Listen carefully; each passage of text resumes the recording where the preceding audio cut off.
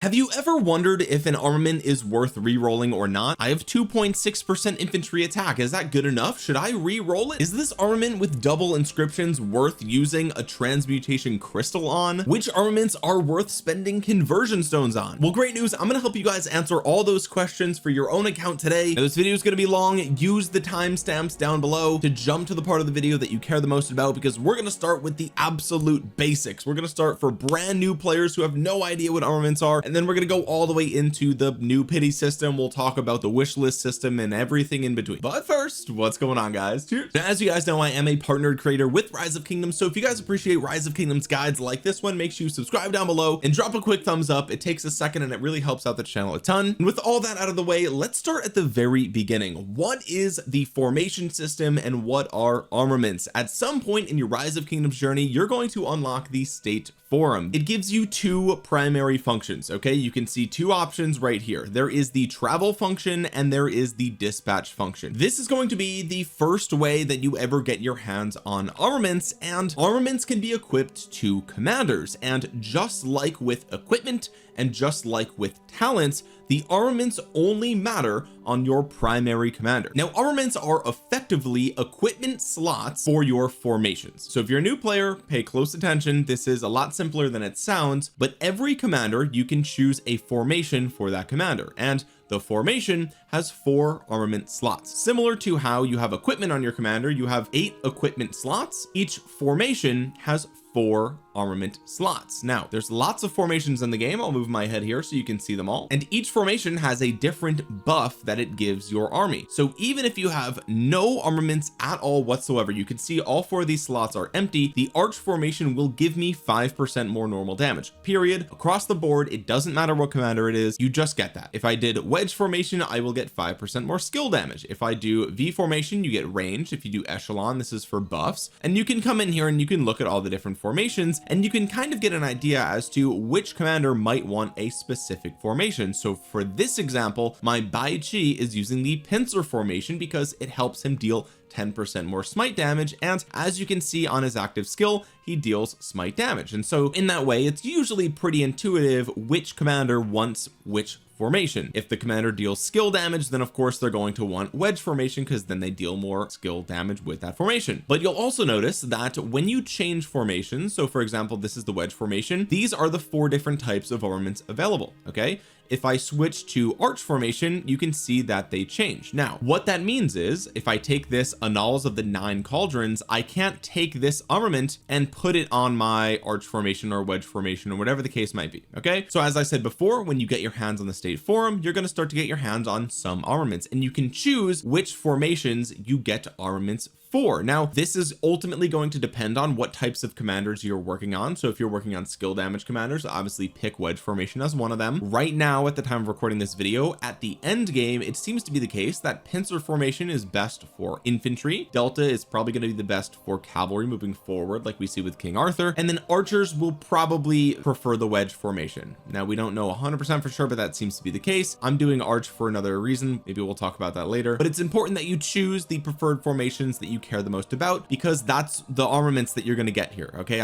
there's not going to be a time where I get a wedge formation armament because it is not picked here. The travel option functions in the same way. You're going to choose a preferred commander here if you have one, and then once again you can change your preferred formations and spend some amount of your AP, that's your action points, and when you do that, you're going to get a certain number of armaments. Now, I have it personally set to automatically recycle some of the lower quality armaments, because as you can see, armaments come in multiple rarities. So there's blue, which is elite, purple, which is epic, and then gold, which is legendary. Okay, so now you know what armaments are and that they are formation specific. We have to take a look at the 4 slots here. So the 4 slots for every single formation include a scroll, an instrument, a flag, and an emblem. Now, this kind of varies a little bit, right? Obviously, this is a scroll, this is a scroll, this is a scroll, but if you scroll down here like this, that ain't a scroll, okay? But it's in the scroll slot, so you'll always know what the type of armament is based on what it says right here, okay? And it's pretty intuitive, right? If it's a book or piece of paper, it's going to be in the scroll slot, okay? Now, the scroll slot is always the top left corner. Then you have the instrument in the top right corner. In the bottom left corner, you have the emblem, and in the bottom right corner, you have the flag. Now, each of these armaments has 3 attribute slots. The stats that each armament have are completely random based on those slots. So if we take a look here, you see right here I have 2.6% infantry attack. If I click this button here, you can see that this slot could have been infantry attack, or it could have been cavalry attack, it could have been archer attack, gold gathering speed, or siege unit attack. The second slot could have been defense or troop load or siege defense, and the fourth slot could have been health, all damage, damage reduction versus barbarians. There's a lot of other things. So each of these slots is a randomized attribute and a randomized buff to that attribute, right? So here you can see this is a purple scroll, right? So it's not legendary, but it's purple, and it has siege attack, troop load, and infantry health. This one kind of stinks. I don't need this at all. I can recycle this if I want to, and I will later. But that is the basics for armaments and formations. Each formation has 4 slots. Each armament has 3 different attributes, and those attributes themselves are random, and the stats themselves are also random. And this is partially why I've never made a guide for armaments, because a lot of it is very RNG heavy, and so it's difficult to make a guide about something that relies strictly on luck, right? I mean, it's hard for me to say, hey, just get lucky and get really good stats, right? However, over the years they've refined this system to include re-rolling stats, swapping armaments to other formations, and to also include resetting your re-roll chances. And finally, they've also recently added a pity system to guarantee a stat that you care about. And so that's why today we are finally making a guide for armaments, because there's enough that is finally within the player's control to actually make meaningful progress. Now, it's also worth noting before we move on here that the state forum is not the only place that you can get armaments. You can get armaments from a lot of different places. In fact, there's often going to be places where you get formation choice chests, okay? And when you get these items, you can go in and, just like before, you pick the formation that you want an armament for, you pop it open, and it's going to get you an armament for that formation, right? Guaranteed, but the stats are going to be completely random. So here we have gold gathering speed, siege unit defense. This is useless to me. I'm going to recycle it. Let's go ahead and open 2 more, and we'll see what we get here. And we get 2 more purples. The stats are completely randomized, and I don't need those at all, right? So let's go ahead and recycle them. And so as you're accumulating these different armaments, what you're obviously going to want to do is, for a given commander, for example, we have Ragnar Lodbrok, right? He is an infantry commander, and so when I'm building my formation for my Ragnar, I want to have infantry stats here, right? He is an infantry commander. He's only ever going to use infantry. I don't want anything else in there. I don't want cav defense. I don't want gold gathering speed. I'm never going to gather with him, right? So the idea is that over time you're going to get better and better armaments that you can put in these different slots, and with the help of refining and with the pity system, you're going to be able to slowly over time work on these armaments to make them better and better and better. And the cool thing about armaments is that I can actually take this set, these 4 armaments, I have this as the wedge formation, right? And just like with equipment, you can save it to your presets here. And so if one day I decide that I don't want to use Ragnar anymore, and for whatever reason I want to use Tarek, I can load up this preset, and you'll see that it's actually the exact same set of armaments, and the game will tell me that I'm currently using them on Ragnar. Do you want to move them? So just in the same way as you can move equipment around to different commanders, you can also move your armaments around to different commanders as well. Now, the last thing you have to understand about armaments is that other than their attributes and their stats, they also can have what's called an inscription. Now, inscriptions are very rare to get on your armaments, and are especially rare to get on good armaments, because as I showed you before, all this stuff is randomized, but some of these inscriptions are super strong. Some of these inscriptions are what's called common inscriptions. That's these white ones right here. And some of them do very basic things, like Warcry gives you 3.5% extra attack. It's just a flat attack bonus, and that's pretty much it. But if you get a rare inscription, which is blue, or a special inscription, which is gold, these can really move the needle for your army, because a lot of times they do something really special. So in the case of the most recent formation, the pincer formation, you'll see something like Demolisher says whenever this troop deals smite damage, it has a 75% chance to ignore 50% of the target's defense, right? This is almost like a skill on a commander, all in an inscription, right? So it actually comes down to, at the end of the day,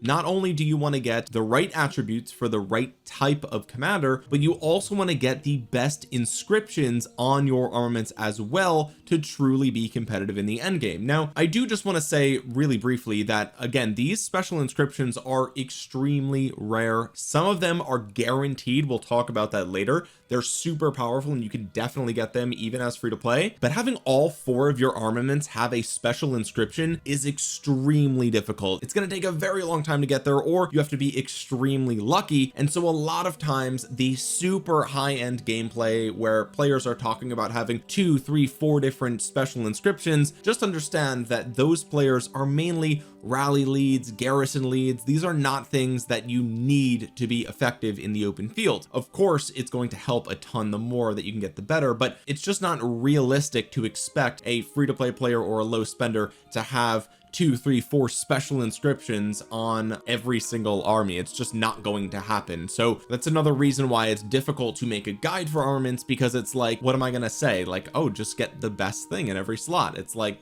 that's not feasible, right? So we'll talk more about special inscriptions later. Like I said, some of them are guaranteed, which are very strong, so we will talk about it, but just understand that the goal of armaments is to get the best stats possible while also getting some inscriptions, right? For example, this is a common inscription, 2% more normal damage. That's pretty good, right? It's not the best in slot, but it's good. Here I have a double inscription, also very rare, but it's some counterattack damage and extra all damage. So all in all, pretty good stuff, right? And as you get more armaments over time, you're going to get more with inscriptions. Okay, so now that you understand everything that's involved with armaments, let's talk about re-rolling armaments. Okay, now this is kind of the name of the game here with armaments, because as you can see for my Zhuge Liang, there is a slot here, infantry health, that is irrelevant. My Zhuge Liang is an archer commander. He will never be paired with somebody that uses infantry units, and so this third slot here is actually 100% useless on my Zhuge Liang. And if I wanted to, I could come in and I could transmute this armament to re-roll that last slot. Now as you can see here, I've already used all of my transmutation chances. You only get 10 chances per armament, right? And there is a pity system which will guarantee you get something that you want. We'll talk about that later, but every single armament has 10 transmutation chances. Right here you can see I didn't use any for this armament. This armament came out of the box like this, which was an absolutely mythical pull right here. This was very, very good. Even though there's no special inscription on it, it's still absolutely busted to have. I've invested nothing in this. It's been the same since day one, which is awesome. But let's go ahead and take a look at an armament that I would be interested in transmuting. Now, for example, my Banner of the Nine Cauldrons on my Bai Chi, it has a special inscription airtight, which I worked very hard to get my hands on, and it does have 3 infantry stats, which is very, very good. But I do have room for improvement on that infantry attack. In fact, the highest that this can go is 3.5%. So I can spend 5 transmutation stones and I can re-roll that top slot right here. And the idea is that hopefully I will get something higher than 2% infantry attack. So let's go ahead and we're going to re-roll this for the video. I have 7 chances remaining and I only have 5 stones, so I can only do it once. So let's go ahead and re-roll this and we're going to go ahead and do it. And you can see I got infantry march speed. Now this is an interesting thing to consider, but I personally think that march speed is not what you want on your attributes here for your armaments. I'm not going to get this, and so I have the choice. Do I want to replace it, or do I want to keep the stats that I had prior? Personally, I prefer the 2% infantry attack, so we're going to close out this window and we're going to keep the stats that we had. So that was an example of re-rolling your stats. Now I kind of got lucky because I did get something that's infantry. Again, remember, I could have gotten anything else. I could have got cav attack or archer attack or gold gathering speed, but what I really wanted was an infantry attack roll that was higher than 2%. I didn't get it, and so as you can see, there's a lot of randomness involved in getting what you want from armaments, which is why it takes a very long time to build competitive sets into the end game. But here's the catch: the probability of getting something that you want actually depends on the armament slot itself. The probability of getting infantry attack for my scroll slot is actually higher than the probability of getting infantry attack on my flag spot. In other words, the infantry attack shows up more often, and that's because the probability of getting different stats varies depending on which armament slot we're talking about. And so the question is, which of these armaments should you actually spend those transmutation stones on, because they are super rare, you don't get a lot of them, and you're going to need a lot of them if you want to re-roll your armaments. So the idea is that you want to spend those transmutation stones in the most wise way possible, and luckily I do have some advice here. The first piece of advice and the first place that you should consider using your transmutation stones is on armaments that have special inscriptions. This is kind of a no-brainer, but as I mentioned before, it is extremely rare and difficult to get a lot of these special inscriptions. Again, there's some exceptions, we'll talk about that later, but if you have a special inscription for a slot, that is literally best in slot, right? You cannot get better than something with a special inscription. Now it might be the case, and I don't, it's actually so rare that I don't even know if it's possible. I think it's possible to have a double inscription with a special and a regular common inscription. I don't know if it's possible to have both the special and the rare. I don't know if that's a thing. If it is, it's so incredibly rare that I've literally never even seen it, I don't think. But regardless, right, having a special inscription in a given slot is best in slot, right? And so what you want to do from there is actually try to improve the attributes if you can. At least go through your 10 transmutations. If it doesn't work, you can always reset it. We'll talk about that in a moment, or maybe you can move it over to another different formation. Again, we'll talk about that later. But the number one place that I'm going to recommend you guys, if you're wondering like, oh, should I improve this or should I improve this? The answer is you probably should work towards improving the best in slot inscription, because once that's done, once that armament has good enough stats, right, it might never be perfect, right? Getting 3.5%, 3.5%, 3.5%, that might never occur, right? Like I don't have any armaments on my account that are like that would technically be best in slot. Really, you would want 2% all damage, but really we're getting into the weeds. We'll talk about that later. But that is answer number one. Your first priority is to re-roll your best in slot armaments that have special inscriptions. Okay,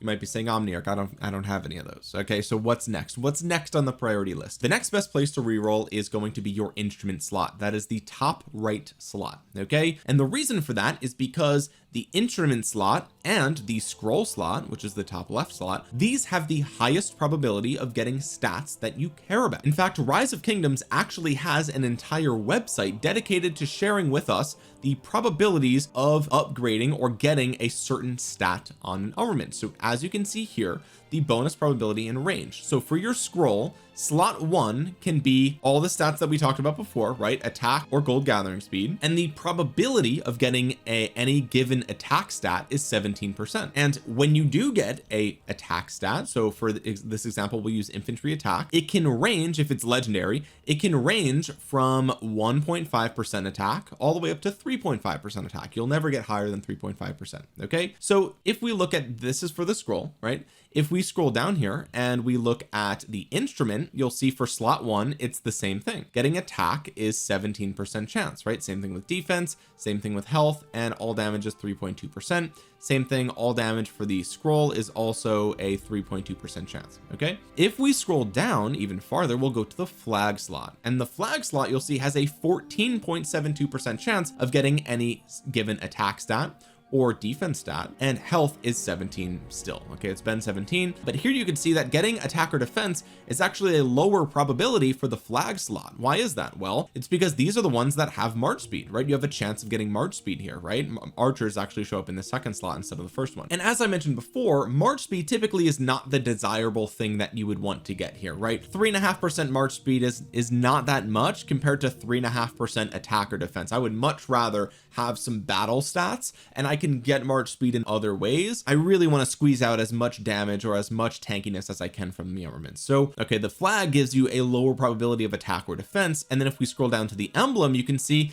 actually it's even worse for the emblem. The flag has a 14.72% chance of attack. The emblem has 13%, right? So remember, the top two slots were the scroll and the instrument. Those have 17% chance of attack or defense or health, but the emblem has a 13% chance of attack, a 13% chance of defense, and a 13% chance of health. And in fact, it's also harder to get all damage on your emblem as well. And so if we look at the probabilities here, it is most likely the case that your emblem slot is going to be your your worst armament of the bunch, right? It's just statistically based on the probabilities, you're least likely to get something good here. So if you're going to spend your limited number of transmutation stones, you're going to want to prioritize the slot where there's a higher probability of getting a stat that you actually care about, right? So why did I say to pick the instrument instead of the scroll? Well, the answer is pretty simple. You can actually get a special inscription guaranteed for your scroll slot through the KVK shop. Okay, so as you go through KVK, if you end up being the winners of KVK, you can get your hands on some autarchs, and every KVK, if you get your hands on an autarch,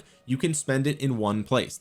You can get one special inscription, right? If you've got the KVK coins. So there is a guaranteed way to get a special inscription, literally the best in slot thing for your scroll. And when you purchase that item, it shows up in your inventory. It doesn't show up as an armament, it shows up as an inscription. Okay, and you can take these inscriptions and you can actually just choose which armament you plug it into, right? As you can see here, there's like a chisel right here. So think of it as you're taking an armament and you're chiseling that inscription into that armament, right? It is a guaranteed way to pick. You literally just pick whichever one has the best stats, right? As you can see here, this is only for the flag, this is only for the emblem, right? But you can just literally pick your best possible emblem and guaranteed get an inscription. Okay, and so in that way you can guaranteed get a really powerful special inscription put on what is already your best possible armament in this slot. And so since you can kind of build your own best in slot armament, it's much easier to improve this slot, the scroll slot, right? You can just get a better one just through RNG and then you slap an inscription on it. The instrument does not have that luxury, and so improvements that you make to your instrument are less likely to be replaced by an armament that you obtain in the future, right? Because as you play the game, you're going to be opening those armament chests and you could get super lucky and get a special inscription, and it could completely power creep whatever you've been working on already, right? It would be a blessing. So anyway, the first priority is work on wherever you have a special inscription first, right?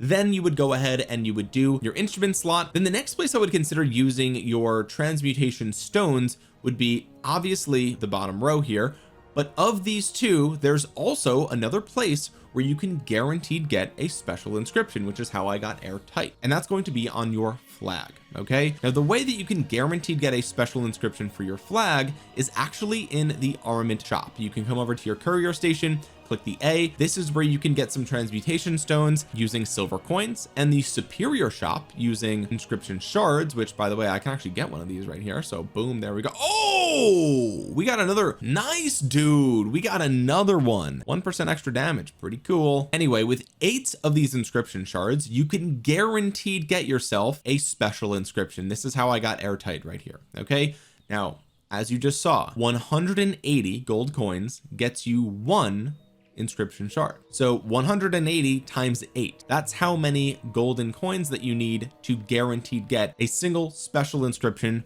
for your flag slot. Okay, now the way that you get your hands on gold coins and silver coins is through recycling armaments, and that's what I showed you earlier. Remember when we were in the state forum, we traveled and we got some stuff that we didn't care about. I was able to just recycle it, right? And if you recycle a purple or a blue armament, you're going to get silver coins, and you can come in here and spend those silver coins on transmutation stones. This is like the #1 thing that I always get here. It's just very important to get those. But if you recycle legendary armaments, then you will get gold coins. Okay, and this is where you're going to spend those. So since you're able to guaranteed get at some point in the future, it's going to take a very long time. I've only gotten 1 in the entire time that I've been playing Rise of Kingdoms, and I'm a spender, right? I've only gotten 1 of these special inscriptions for your flag slot, so it's very important not to mess that up. You want to use it in the best place possible, which is why I have it here on my pincer formation. But since you can technically get a best in slot special inscription guaranteed after a very long time playing, I think it might be better to upgrade your emblem slot than your flag slot. Now, this is not as important of an order as the first two, right? It is way easier to get your hands on a KVK shop special inscription than it is to get your hands on the flag special inscription. Okay, and as we just saw from the probabilities, you actually have a higher probability of getting good stuff on your flag, like especially in the health slot, right? So at the end of the day, if you're super far away from getting your special inscription, then I would say work on the flag before the emblem. But if you're starting to get close to that special inscription, maybe prioritize your emblems a little bit more. So the priority goes wherever you have a special inscription first, then I would work on your instrument, then I would work on your flag, then I would work on your emblem, and then I would work on your scroll, because again, the scroll is the easiest to get your best in slot inscription. The only exception to that order is if you're close to getting your special inscription for your flag, then I would do instrument, emblem, flag, scroll. Okay, so now we've talked about transmutation stones, how to use them, and which armament slots are statistically better to use them on than others. What happens if you run out of transmutations? You are actually able to reset the number of chances you have with transmuting an armament. So for example, if I wanted to further improve my scroll slot for my Bai Chi, then I could come in here and I can use what's called a transmutation crystal. Okay, so transmutation stones are the orange ones, transmutation crystals are the purple ones, and transmutation crystals are way more rare than transmutation stones. Now that might not seem like the case because I've got 5 of them, right? But I have only used, I think, maybe 1 transmutation crystal or maybe 2 ever on my entire account. Okay, and I've been hoarding them because of how difficult they are to come by. Transmutation crystals you can primarily get through KVK rewards. Okay, so participating in KVK, you can get them from the achievements there. And besides that, I actually don't know where else you can get them. They're like super duper rare. I don't think they're even in a bundle. They're very hard to get. Okay, and so what I would recommend is if you have transmutation crystals, I would only ever use these on armaments that have a special inscription. It is never worth using a transmutation crystal on something that has just a basic, just this smite, just this 2% normal damage. Like I will get one of these before I'll get one of these probably, right? And just to be very clear, the reason that these special inscriptions are so much better even than the double inscriptions here is because the special inscriptions actually give you what's called a boost compared to a bonus. Now a lot of people don't know the difference here, but as you can see, Toppler gives the wielder's troop a 5% boost to smite damage, whereas if we look at Bai Chi's 4th skill, he gets a normal damage bonus of 10%. So you might be thinking, okay, well that special inscription is half as good as the normal damage bonus on Bai Chi. That's not true. It's actually better. Why is that? The reason for that is because the way that bonuses work, like we see right here, is that, and I'm super simplifying here, but you basically take the smite damage factor and you multiply it by all the different bonuses that you might have for smite damage, right? So whether it's a smite damage bonus or it's a normal damage bonus, right, you can see those are 2 different things right here. You would take these into account. You would also, you know, if he's paired with Liu Che, you would take Liu Che has a normal damage bonus, you would take that into account. You do all the math, right? You do all the math for the damage factor, and then once you get that final result, then you multiply it by the boost that comes on these special inscriptions. And so these boosts are actually multiplicative rather than additive, and so that's why special inscriptions, and you'll notice if you come through, all the special inscriptions say boost, and that's what makes them special. That's what makes them so much more powerful. It's a one tiny little wording, but it makes all the difference, and that's why these are the ones that are worth using your transmutation crystals on, so make sure you save them. Okay, so now you know how to reroll stats. Let's get into the weeds here. Okay, let's talk about when it becomes worth it to reroll or not, right? Now there's a couple of tools that you have at your disposal. First of all, you can lock a slot. Okay, and this is what I did earlier, and that's why it costed me 5 transmutation stones. But locking a slot means that when you re-roll that armament, you actually get to keep 2 of your stats, right? You can keep up to 2 of your stats. If I lock only 1 stat, it will re-roll 2 of my attributes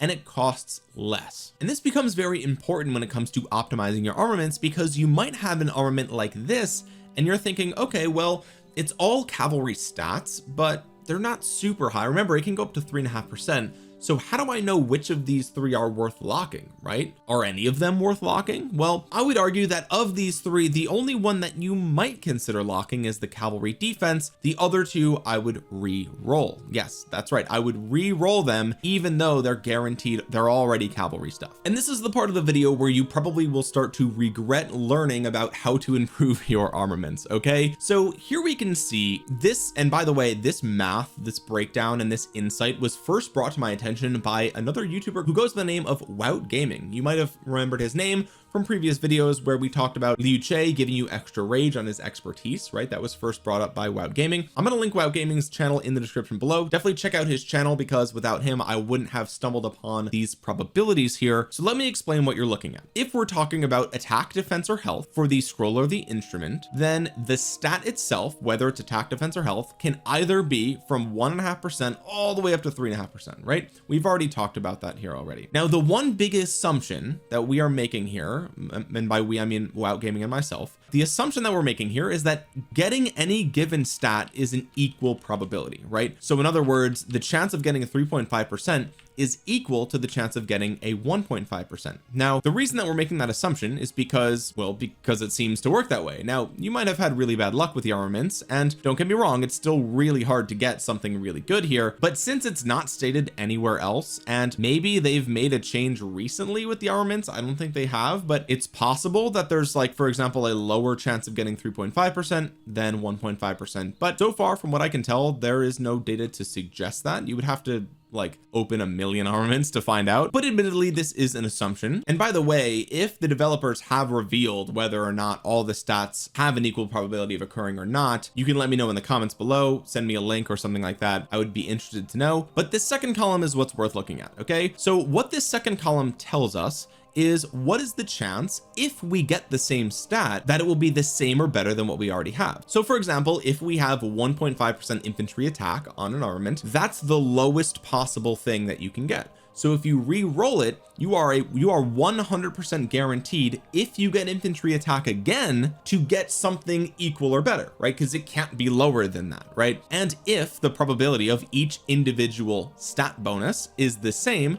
then as you can see here, the higher the stat that you have, the lower the probability of getting something equal or better. And you can see that the breaking point is actually around 2.5%. If you have a stat that is at 2.5%, then you have a 52.38% chance, if you get that same stat again, okay, we'll talk about the next column in a second, that it will be the same or better, right? And that makes sense, right? It's right in the middle of this chart, right? You have a 2% difference between the top and the bottom, and so 1% in would be 50% of the way there, which is what we see right here. Now, if you remember from earlier, the attack stat as well as the defense and health stat of the scroll and instrument, and the flag as well, the health on the flag, there's a 17% chance of you actually getting that stat to begin with, right? So if you re-roll your first slot, there's a 17% chance that you're going to get the attack that you want, right? It can either be Cavs, infantry, or archers, and is guaranteed to be at least 1.5%. So you have a 17% chance of getting 1.5% attack for the type that you care about. And so if we kind of extrapolate that down, what you'll see is that you can take this probability, multiply it by 0.17, that's the 17% chance of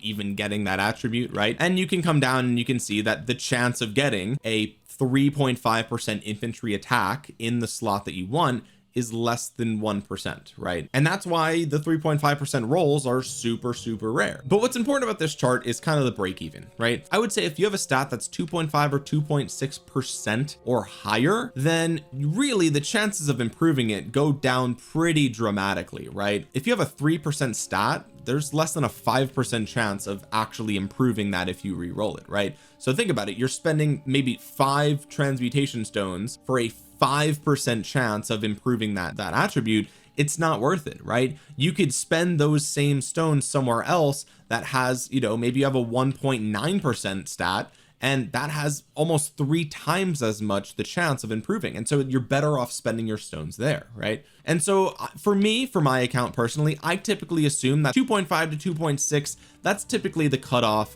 for re-rolling stats for me. That's typically what I do. Now this math also changes for the flag, because of course it does. The flag, as we mentioned earlier, has different probabilities of getting things, and so you still have the same range, right? So this column doesn't change, but this column will, because you actually have a worse chance of even getting that attribute to begin with, right? So here you can see 3.5% roll for your flag attribute for attack or defense is 0.7%, so it's actually even lower than it was before. And if you think that's bad, wait till you meet the emblems. So we've got the emblems attack, defense, and health here. Remember, this is only 13% chance, and so it goes down to 0.62. And so this is what I was saying earlier about the prioritization of improving different armament slots, because if you have a 2.2% emblem attack stat, right, improving that 2.2%, there's an 8.67% chance of it, versus the scroll and instrument slot have an 11.3% chance of improving, right? So if you have a 2.2% attack stat on both of these different armament slots, you're better off re-rolling the scroll or instrument slot because you just have a higher chance of getting an improvement, so you might as well do it. Now, the last thing we have to talk about is all damage, okay, because all damage changes as well. All damage has a range of 0.5% up to 2% for your legendary inscriptions, and so there's actually fewer outcomes here. There's only 16 different outcomes as opposed to the, I think it's 21 for the other ones, but it's also way harder to get all damage in your scroll, instrument, or flag slot. It's 3.2% chance, whereas before we were talking about like attack is a 17% chance of that being the attribute. So all damage is way more rare, and as you can see here, the chances of actually improving your all damage are really low, right? So the break even is again 1.2 to 1.3%, but even if you have a 1.2% all damage stat, there's still less than a 2% chance that you're going to improve it, right? So it's like, for all damage, I would say it gets really tricky, right? Especially because of what I wrote down here. On average, I would say that all damage, 1% all damage is on average about 2.26% health, right? And those are the two stats that are interchangeable in the third slot. That rough estimate comes from the estimates over on the King's Codex Discord, I believe. I kind of just averaged the infantry, defense, and archers stats there. It's less for infantry, more for others, but it's around 2.3% health on average, right? You can, if you really want to go nitty gritty, you can there. But what that means is if you have 1% all damage and you re-roll it, you have a 2.2% chance of improving it, but you also have a chance of getting health there. And so what would you need to improve it in the health department, right? Well,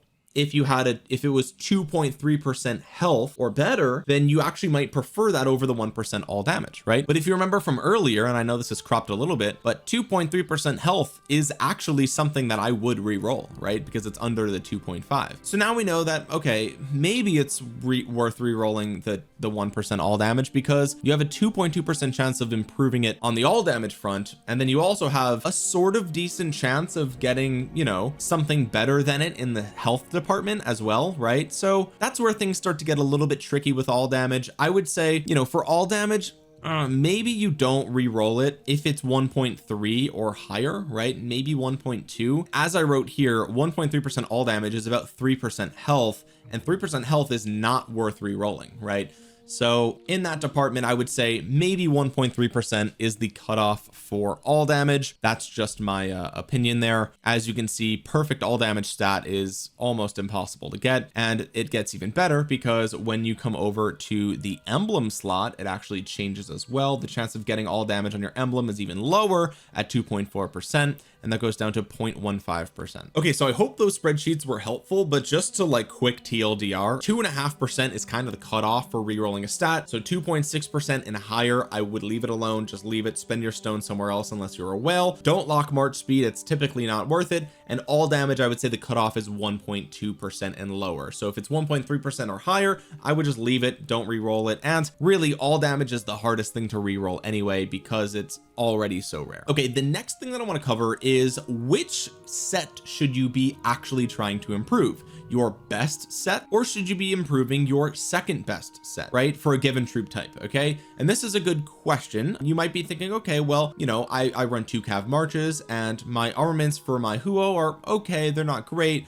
but they're definitely probably better than my King Arthur armaments because they've got the special inscription. So okay, maybe I should work on my King Arthur armaments, right? Like it would be pretty easy to get better King Arthur armaments because I'm using a purple over here, right? And I know it's kind of apples to oranges here because we're using arch versus wedge, but the correct answer here is I would always work on improving your best set of armaments first, right? Even though the probability of improving your second best set or your third or your worst set, right, even though the odds of improving them are are higher, it's easier to improve them because you've got a lot more ceiling, right? There's a lot more stats above you than below you, as we saw in that recent table. The reason that I would prioritize improving your best set is because as you're getting transmutation stones over time, you're also going to be accumulating more of those formation choice chests, right? And you can get something better than is already in your second, third, fourth best set of armaments, right? So it would actually kind of stink to, you know, be spending transmutation stones to improve one of these, you know, slots here, and then I just randomly roll a bet, I just get a better armament for that slot, and then it's like, okay, well, I've been transmuting this, now it's kind of useless because what am I going to do with it? It's already on my second best slot. I can't move that to my best army.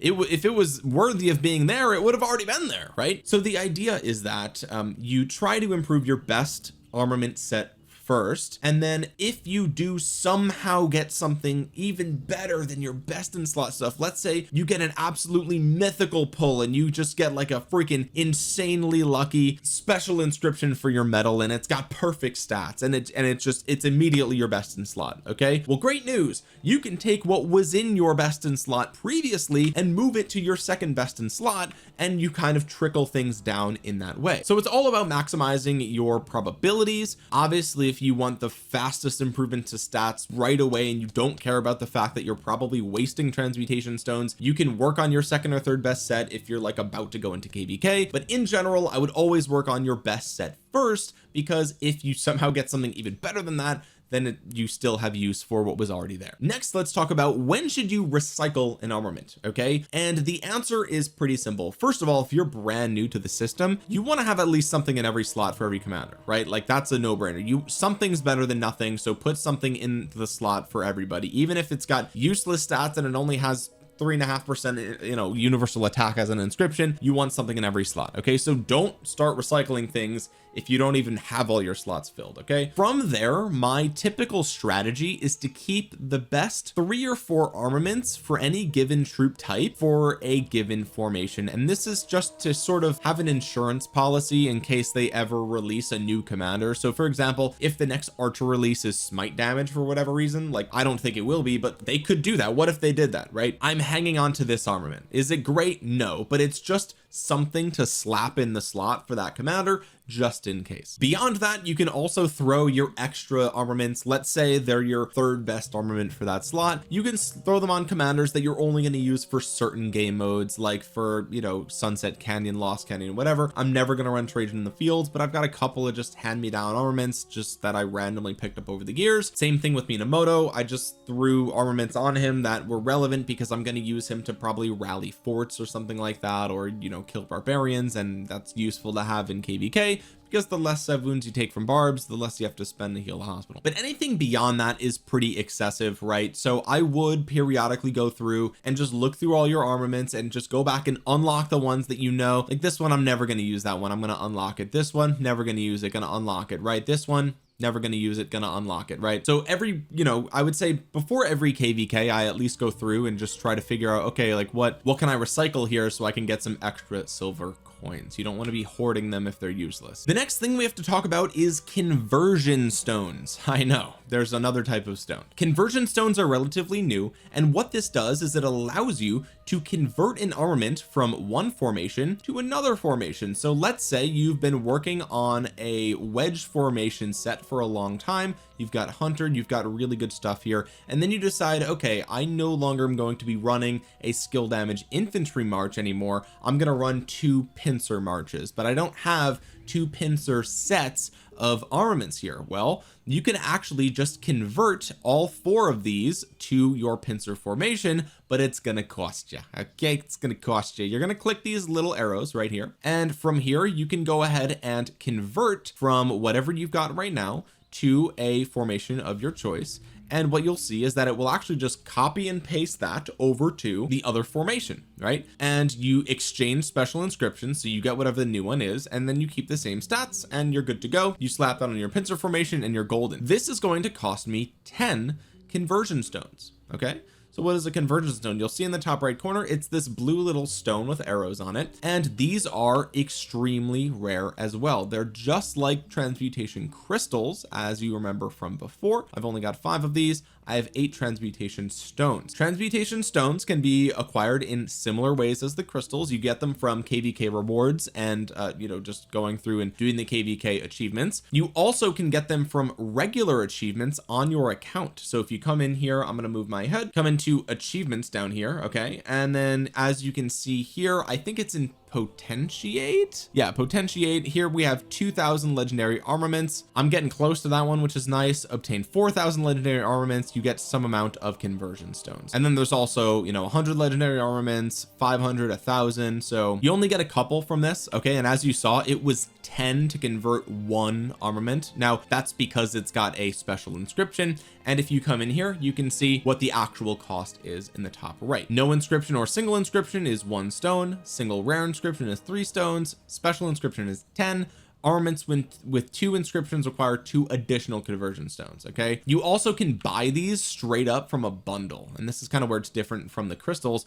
But you'll see here that this bundle is a monthly bundle. It only refreshes every month. The lowest cost is $10, so there's no $5 bundle. It's $10 and you get 1 conversion stone, right? Nothing else, no speed ups, no resources. You get some VIP points, some gems, and a conversion for $10. Okay, so they're extremely expensive. The $20 bundle too is crazy. The $50 bundle only gives you 3 conversion stones, so now we're talking whale territory, and it gets even worse than that moving up. So as you can see, conversion stones are extremely rare. They're also extremely expensive if you're going to buy them, so you only want to use these very sparingly. Now, what are my tips for using conversion stones? Well, first of all, I would save them and hoard them until you're ready to convert an entire set or a majority of a set to another formation. The priority for conversion here would be the 2 armaments that are hardest to get special inscriptions for. So like I said before, that's going to be your instrument slot and your emblem slot, because those 2 are not guaranteed. There's no way to guarantee get those special inscriptions. So if you do get them, then it's nice to be able to move them around at the cost of 10 to conversion stones per, right? I would never use a conversion stone on a armament that has no inscription unless there's one big caveat here. Okay, unless you have a way to guaranteed put an inscription on that slot. So for example, if we look at this armament versus this armament, you can see that the armament on the right actually has better stats in every single slot, but the only thing that it's missing is an inscription, which is why I'm actually using Eclipsed over this one. However, if I were able to somehow guaranteed get an inscription on this armament, well, then it's actually better to convert it first and then add the inscription afterwards, right? So in that way, if you're going to do a special inscription, you have to plan for that, right? Because you have to get the correct one. But what I would do, since this is for the arch formation, is I would actually convert this from arch to delta. It will cost me 1 conversion stone, and then because it's in my flag slot, the next time that I come in here to the armament store and I have 8 of these, I can come in and just buy steel skin, right? And in that way, I'm effectively converting an armament to another formation for 1 conversion stone and then adding a special inscription onto it. Whereas if I add the special inscription to it first, right, like let's say I get invincible, right, which is for the arch formation, I slap it on that slot and then I convert it over, that's going to cost 10 stones, right? So that's the only instance where I would ever consider converting first, right? Like just look around your account, see if you have a really cheap swap over and then put the inscription on after. Other than that, I would not waste your conversion stones on anything else other than like best in slot things, because they're so rare, they're so expensive. You don't want to be using these willy-nilly. You probably want to save them all up for when a new formation drops, so you can use that formation right away. The devs already confirmed that new formations will be coming periodically, so we know that that will continue to be maybe a little bit of power creep in the future, so you want to prepare for that. Now, we've mentioned special inscriptions a lot in this video. Next, let's talk about the wish list feature. Okay, you can see the wish list feature in the bottom right corner of any given formation. So for this one, we're talking about the pincer formation. The wish list will give you a choice of which of these different special inscriptions you want to guaranteed get at some point in the future. So what we can see here is it says all pincer formation special inscription armaments you get are guaranteed to be for your wish listed armament. You've acquired 0 out of 10 pincer formation rare inscription armaments. At max progress, you are guaranteed to receive your wish listed armament with a special inscription. So it could have trash stats, but at least you're getting the special inscription and you can re-roll the stats later, right? So okay, which of these are you supposed to pick, right? Well, let's go ahead and review really quick what we learned earlier. We learned that the scroll toppler you get from the KVK shop, right? Every single scroll you can get that special inscription from the KVK shop. So the scroll is the absolute worst thing that you can wish list here. In second place for worst thing you could do is wish list your flag, because as you can see, airtight is the one that I already have, and I already got that one guaranteed from the Armament shop, right? I just got it, I just bought it, right? So okay, you don't want this one guaranteed because you have another way of getting it. So your best choice for your wish list for any given armament is always going to be either the instrument or the emblem, right? And typically the emblem is a little bit less flashy. It's usually just a flat bonus to damage, right? But remember what I said earlier about boost. A boost is an absolutely insane multiplier for your damage, and so even though this looks vanilla, it's actually really strong, right? So right now I have the Rite of the Nine Cauldrons set because this gives me a boost to smite damage, and also it gives me this chance to ignore defense. This is really strong. And also my wish list for my arch formation is already 6 out of 10 complete, and I already have the fearless set right here. So what I'm going to do is I'm going to get this, and then I'm probably going to convert it over to my pincer, so I'll guaranteed get this, right? If I wanted to, I could switch it to Horn of the North and guaranteed get the special inscription for my instrument on pincer, but my instrument's already a double inscription, which is pretty good, whereas this is not as good. So that's kind of my thought process. But remember, you only make progress on the wish list system whenever you get a rare inscription, and those are, as their name implies, very rare. You can see in the top right corner, if you click on this little eye right here, you can scroll down and it will say at the very bottom, of the next 133 legendary armaments you acquire for the pincer formation, you are guaranteed to receive an armament for the pincer formation with a rare or special inscription. Okay,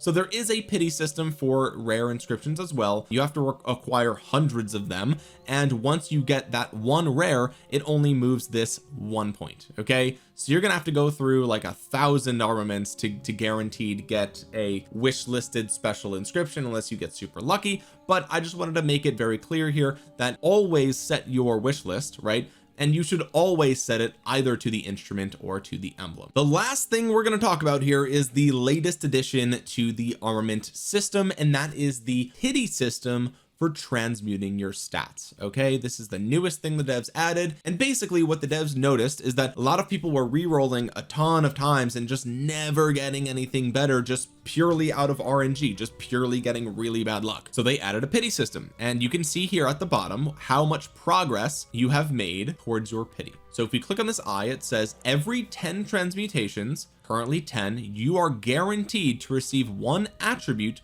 for the same unit type as one of your locked attributes. So if we look here, I've locked infantry defense, and so they know, the game knows that I'm looking for infantry stats, right? So after 10 rolls, I am guaranteed in this top slot to get infantry attack, right? I'm guaranteed to get infantry attack here, or if it's one of the other armaments, you could get, I think, march speed as well, which is unfortunate, but I'm guaranteed to at least get something relevant to infantry here every 10 rolls, which is good. Furthermore, every 30 transmutations that you do, you're guaranteed to receive 1 2.5% attribute for the same unit type as one of your locked attributes. Now that number might sound familiar. What is that number? Well, remember earlier I said 2.5% is the halfway mark on the upgrade path for that specific slot, and it's also kind of the break-even point for where you would want to actually spend transmutation stones to improve versus not. So if you are guaranteed to get a 2.5% stat here, then what that means is you're pretty much guaranteed to get something that you don't have to re-roll necessarily anytime soon, right? If I were guaranteed to get a 2.5% stat here, right, then I would at least know, okay, I don't have to keep re-rolling for that slot for the time being until I fix all my other armaments for my other armies, then I can come back and re-roll that. And so the 30 re-roll pity system is pretty good. It gives you at least a stat percentage that you're comfortable with leaving, because I showed you earlier on the chart on the spreadsheet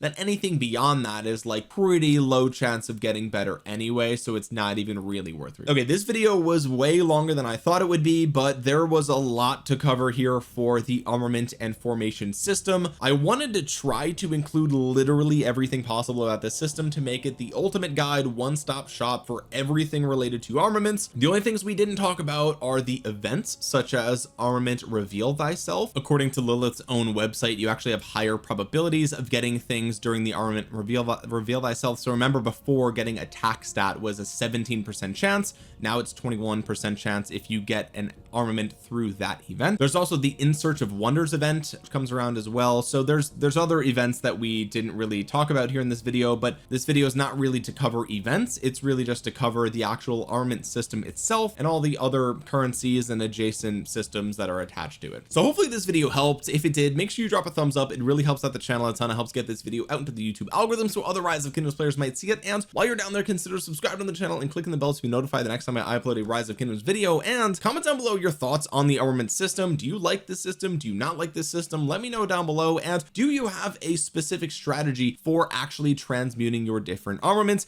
Do you think the 2.5% cutoff rule is really good or not? Let me know in the comment section below. And I want to thank once again Wout Gaming for showing me some of his math that he did around that. I'm going to link his channel in the description below. And with that being said, guys, thank you so much for watching. This has been Omniarch. I will talk to you guys again soon. Peace.